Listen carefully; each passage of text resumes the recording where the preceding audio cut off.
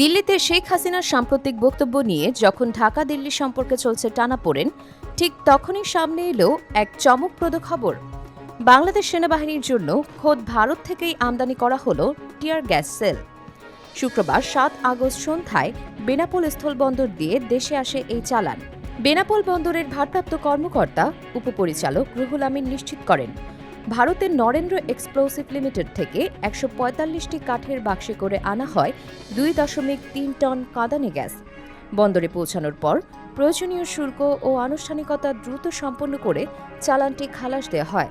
খালাসের পরপরই কড়া নিরাপত্তার মধ্যে ঢাকা মেট্রো ১৯৩৭৫৩ নম্বরের একটি কাভার্ড ভ্যানে করে চালানটি পাঠানো হয় যশোর সেনানিবাসে।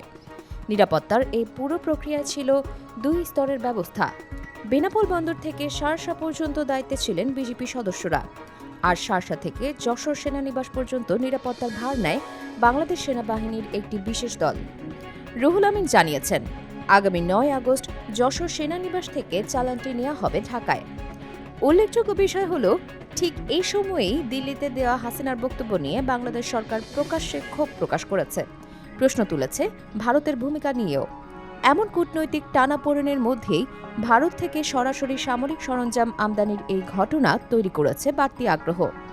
রাজনৈতিক সম্পর্কে যতই উত্তাপ থাকুক, বাণিজ্যিক ও কৌশলগত প্রয়োজনের জায়গায় সম্পর্ক চলে নিজস্ব গতিতেই। এই আমদানির ঘটনা যেন তারই একটি ছোট্ট প্রতিচ্ছবি।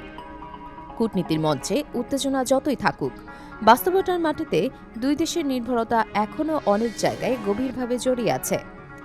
ডেস্ক নিউজ, অগ্রযাত্রা প্রতিদিন।